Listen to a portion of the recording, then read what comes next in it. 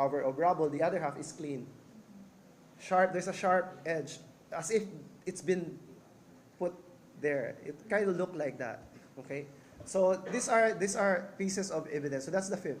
Now, if you walk on top of this rubble, and you take, I'm sure you took photos of this rubble.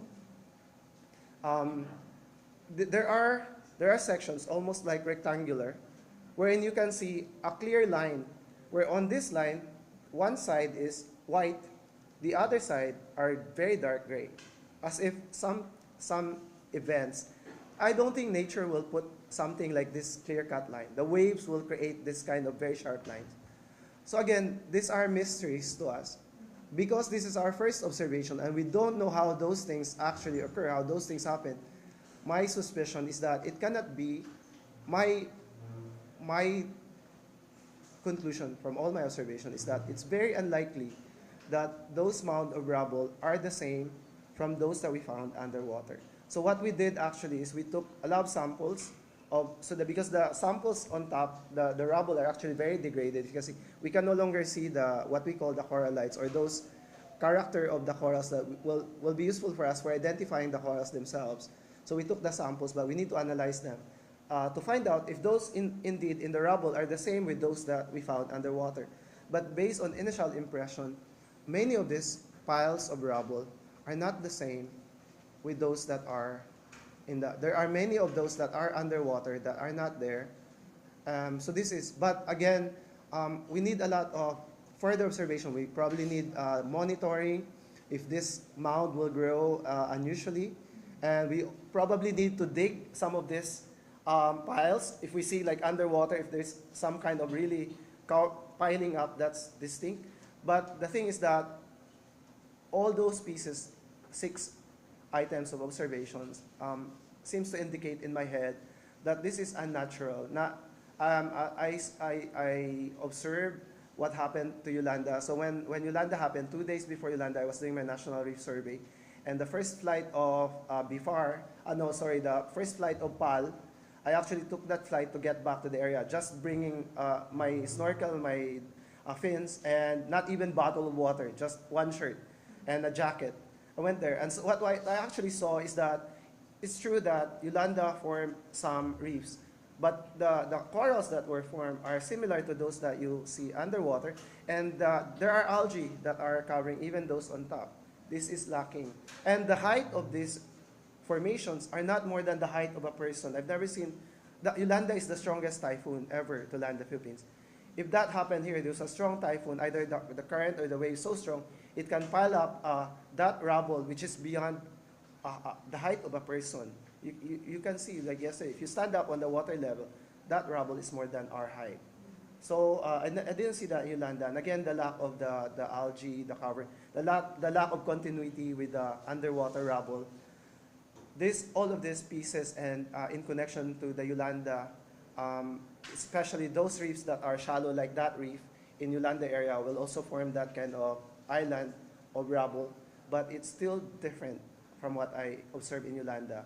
So again, all I'm saying is that I find a lot of these pieces of structures and features that for me is unusual, and in my head maybe it doesn't really come from there. But then we need more research to really verify if all this sort of initial impression are really true, because we don't know if it was put there. We don't know who put it there. We haven't had any observations, and if it's the current, it doesn't seem to be like the action, like, because the perfect shape, it doesn't follow the contour, and then all the edges are sharp all around, whereas the other area is unexposed, right? If the other area is unexposed, that will probably have the sharp edge, whereas the other area, if it's exposed, it will probably have a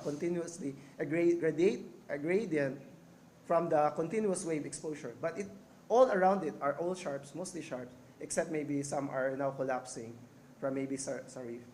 But again, I think this kind of science, like any other science, there are uncertainty to the statements I made. And I cannot definitely say that this is man-made or somebody formed it, because I don't really know. But there are features that, like the scouring, like on top, in the middle of this mound, it's not like a mound that will be steep gradually, but rather there are areas where there's like a concave, a sudden concave sections that doesn't look like an action of a wave or a wind. So again, many of these things are mystery to my head, but I don't have any other evidence to support what form, what shape this rubble. So these are just the features that are curious and unusual for a reef that is formed by a wind or a current or a storm. Sir, question. Alison from PCG. Translating your technical terms and your knowledge about the marine diversity, may I ask, because during our interview, may I ask first, our case K1 and K2, spawn area for fish?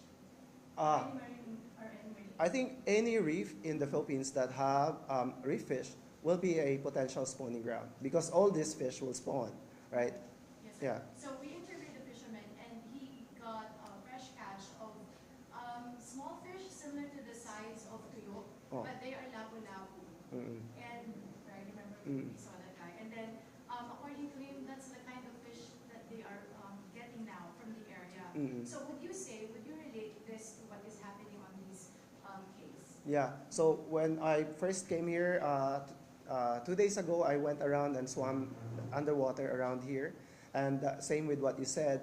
What we can find here are small fish, mostly what we call surgeon fish, and some of the lapu-lapu, which is called grouper. So I think those are the most common fish families that are found here, but many of them are less than a foot in size, and many of them are only around 30 or 20 cm. And the surgeon fish you can find maybe about 30 cm or about 40, but most are under 30 cm. So this definitely affects the lives of our fishermen here in the area. This means that if they simply swim and fish nearby, most likely they will catch small fish. They probably have, like many Filipino fishers now, they have to go offshore a little bit deeper to find big fish. So, which is, I thought that since here, if you look around, there are only about 20 boats, that I would have expected that the fishing pressure here is much lesser than any common island. Like if you go to Bohol, an island this size will probably have about 2,000 fishers, 100 or 500. Many of the small islands have thousands of fishers. So therefore, that would explain the overfishing. But here, since there are only 20 boats, you would have expected that less pressure, and there's no commercial, there's no market. Basically, these are all for their own consumption. But based on my other studies of the Philippine reefs as well in across the country, coral reefs are not really able to support a huge fisheries to some extent because especially if the habitat is like this habitat here now are somewhat degraded. Many of the small fish don't have a place to hide, and they don't have an area where they can probably shelter themselves from predator. So if there are no small fish, there are no food for the big fish. So therefore, that's why you probably don't find big fish.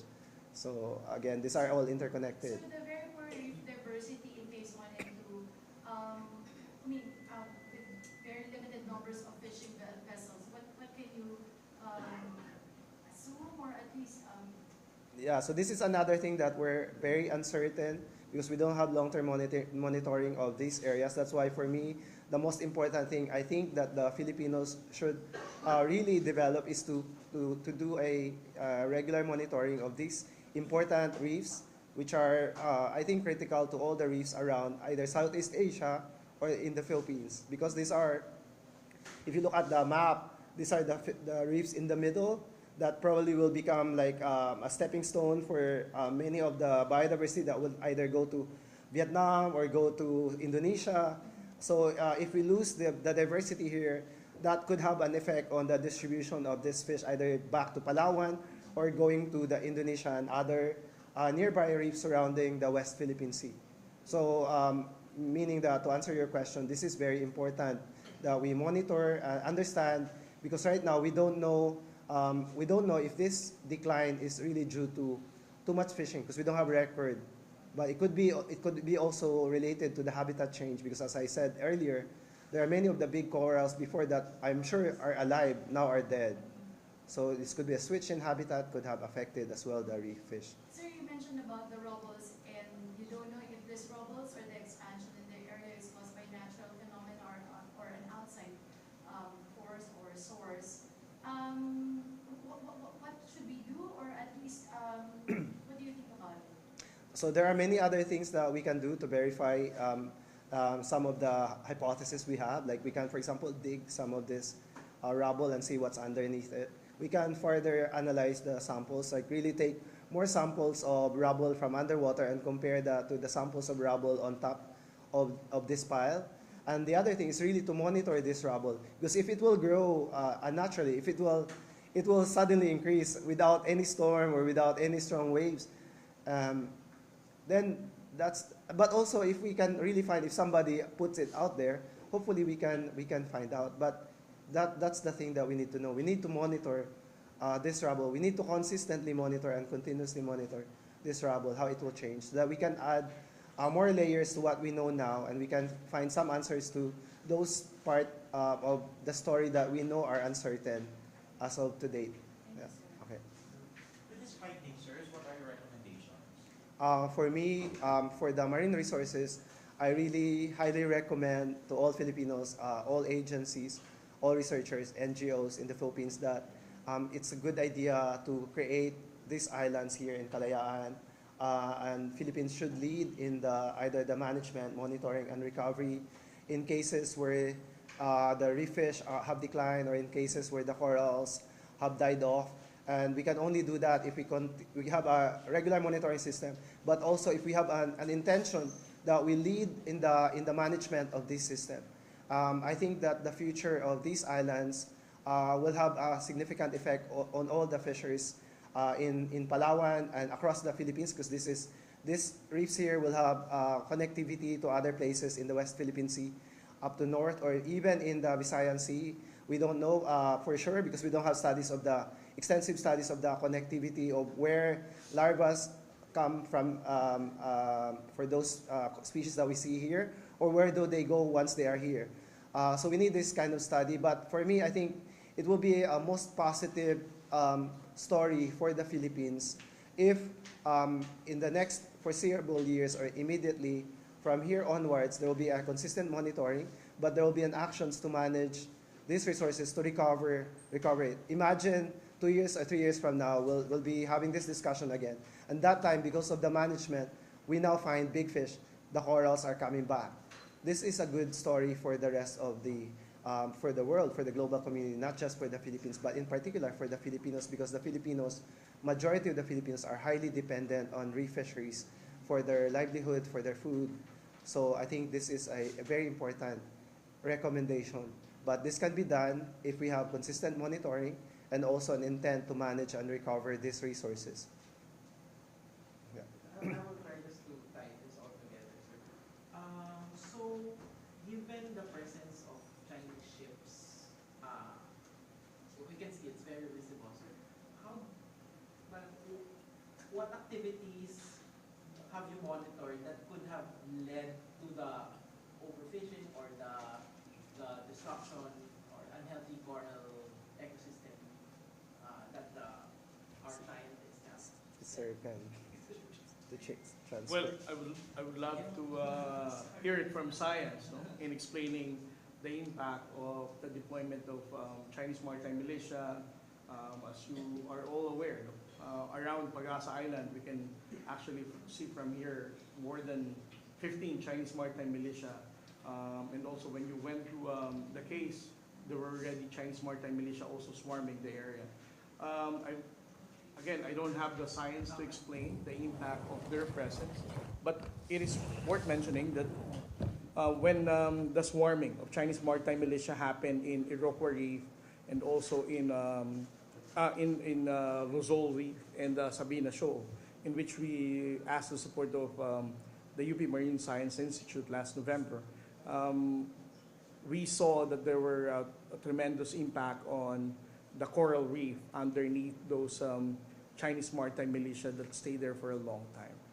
But as to the specific impact, as far as my limited knowledge of marine science of it, is that these vessels, try to imagine how can they be able to manage their waste, for example, if they're going to stay at a long period with so much number of vessels in a particular area.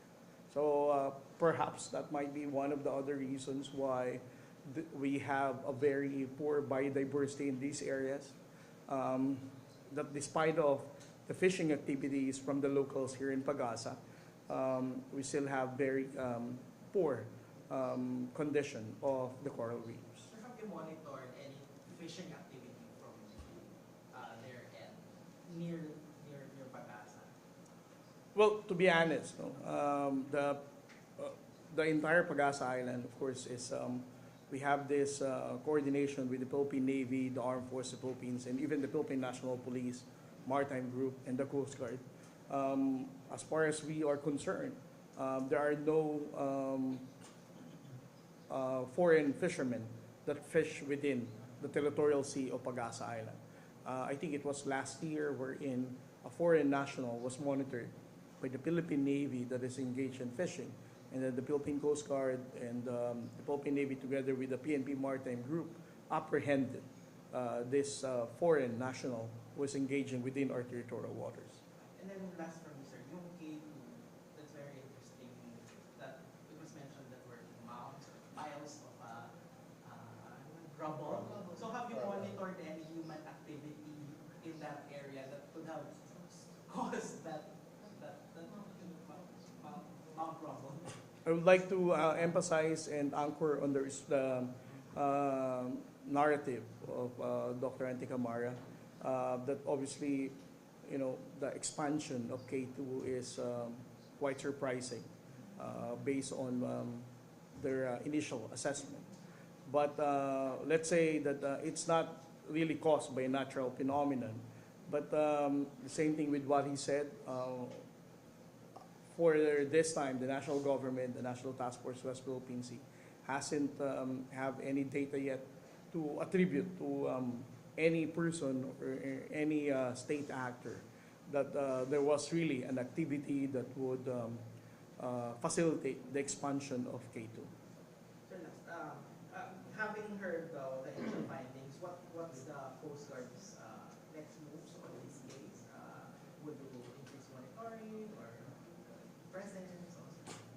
Well, I would like to mention that the effort of the Philippine Coast Guard and the Bureau of Fisheries and Aquatic Resources is not just decided by these two government agencies. Of course, our action is always sanctioned by the National Task Force West Philippine Sea. And based on the scientific investigation, formulating policy recommendations coming from the result of this marine scientific assessment, I love to believe that the National Task Force West Philippine Sea would be willing to consider the policy recommendations that will be given by our friends from the academic, because our approach in the West Philippine Sea is more of a whole of nation approach. So it includes not just the Armed Forces of the Philippines, the Philippine Coast Guard, or even the Bureau of Fisheries and Aquatic Resources. We also take recommendations from the academic, particularly those who are really authority when it comes to science. Sir, news agencies from China are reporting that it appears that the China Coast Guard spokesperson have said that the operations yesterday, the mission yesterday was thwarted and even evicted. They're using those words. Would you like to set the record straight or clarify?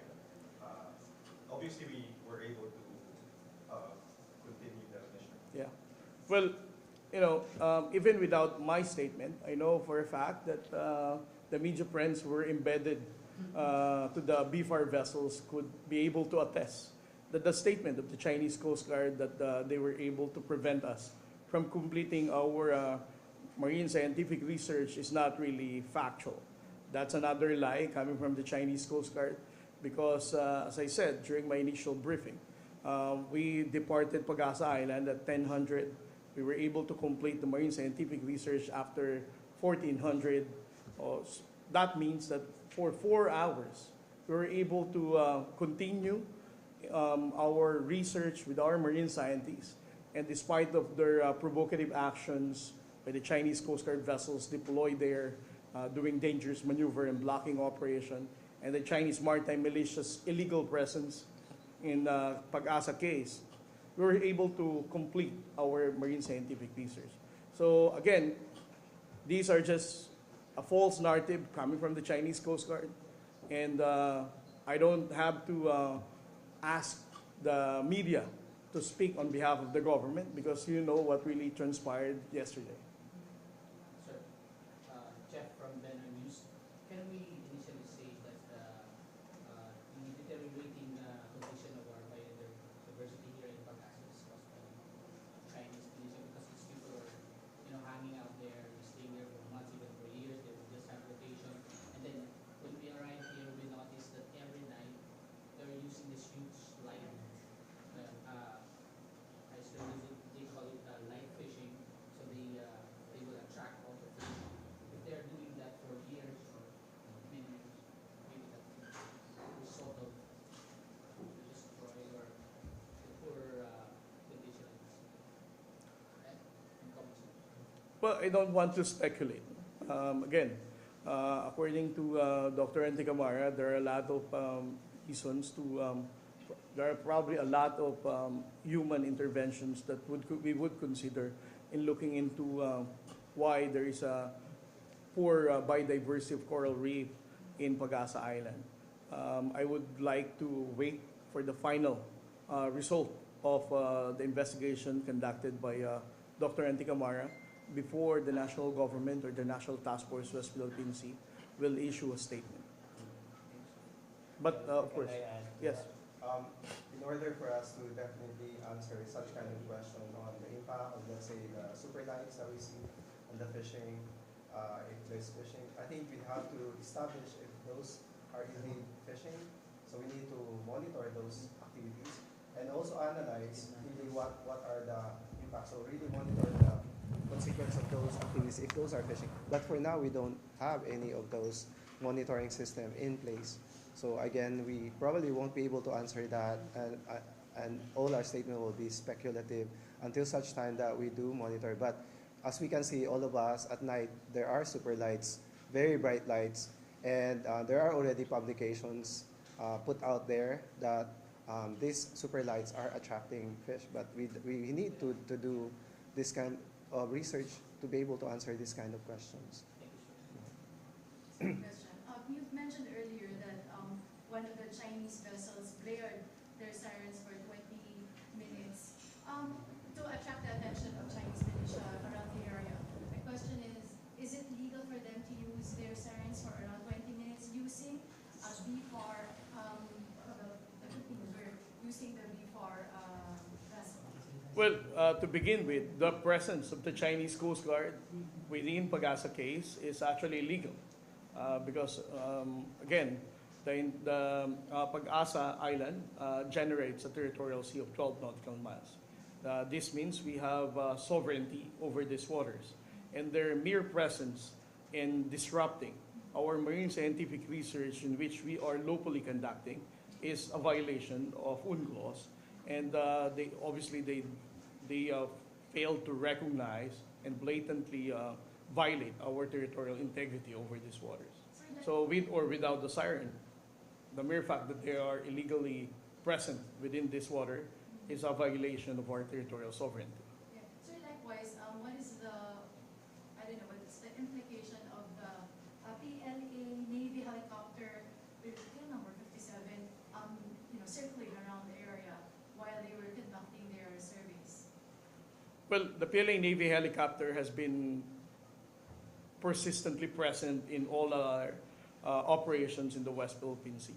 We were able to monitor them in Bajo de Masinloc. We also monitored them in Sabina Shoal while we were waiting for the entire supply contingent last 2 weeks ago.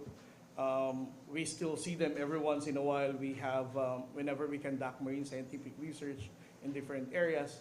So I think the main objective of the PLA Navy vessel, besides from surveillance of our activities, is that also to show off that they can see our activities that we are conducting. Doctor, I have a question. Because you mentioned that the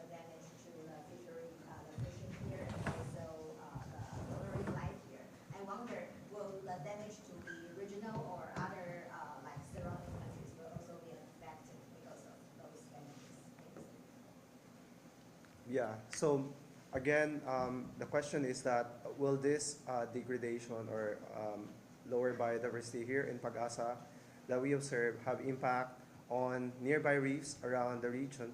And the answer is that most likely it will have an impact because reefs are generally interconnected, and many of the reef fish and corals have what we call larval dispersal system, wherein the babies are actually transported to other reefs. So if you have therefore a reef that used to be alive and productive and they can produce all these babies to be transported to other nearby reefs, now this will stop. So again, this will have an impact to all the rest of the other nearby reefs that are relying on those supply of larvae from these reefs in Pag-asa and the Sandy Cays and the Calayan Island groups in general, if these reefs are now suffering degradation or now have many, many small coral colonies. And typically, small coral colonies means reproductive output is small or very, very, very low. And the same with very, very small fish. It means that the reproductive output of these supposedly large fish that are now small will be very low.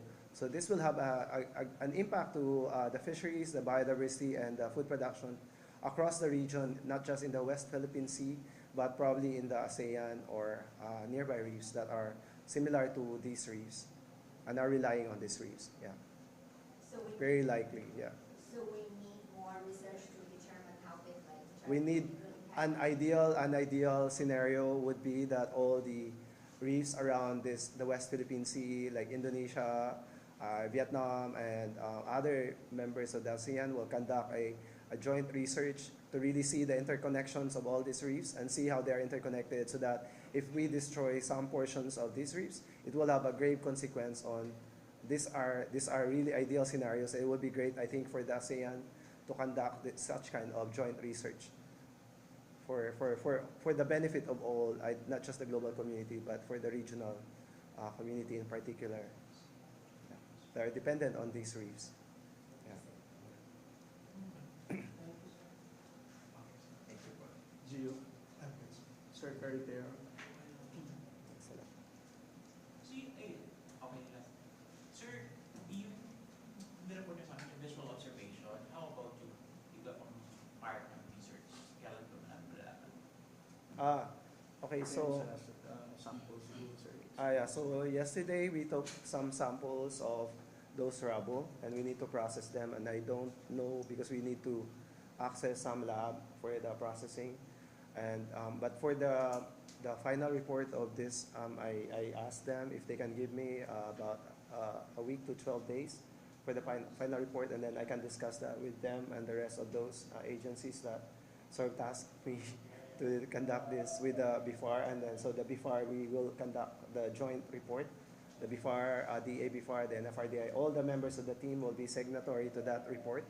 So we're expecting about maximum of 12 days from now, but there's Holy Week, so I'm not so sure how willing the people to sacrifice the Holy Week, but that's my commitment. And then, but the samples, it has to be dependent on the laboratory work, because we need to process those, because these are really degraded rubble. These are not fresh rubble. Many of them, you can see the surfaces are now destroyed.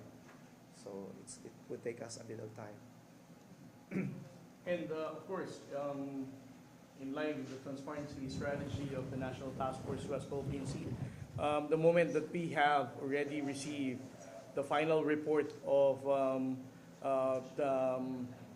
those collaborative agencies who lead the marine scientific research and assessment, we're going to have another press conference. We're going to present once again Dr. Anticamara to you to explain to you the details and the result of the scientific research that they have already completed. So you have to also realize that we still have to complete the research. So we still need to add to the analysis. Okay, so, and I really hope that this is just the beginning, because right now we have these are interesting questions and these are very important questions, but we haven't done extensive work in this, and so that's why I said there's a lot of uncertainty. But if we do more research, many of these uncertainties will disappear. So I hope that we can continue the research in this region, in this area, and then with the help of not just the BFAR, DA, and other, but many other interested parties that whose lives are dependent on the West Philippine Sea. And the global communities, I think, are also looking into this because this is the only region that has coral reefs in the entire planet that has the richest biodiversity in the entire planet. So meaning that these coral reefs are not just important to ASEAN, but the rest of the world, because in the entire planet, this is where we find it. Not in Canada, not in Germany, but only here. So I think to them also that matters because this is a special part of the planet. So, all right. Yeah. Thank you.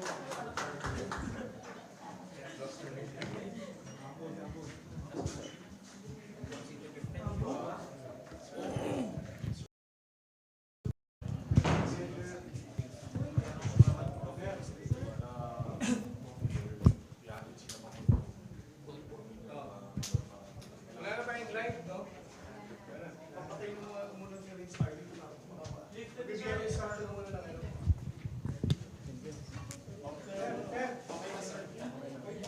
Bago mo na yung piles. We keep in touch, sir.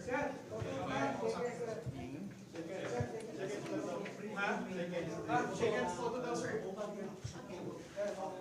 Excuse me. Picture of me, sir.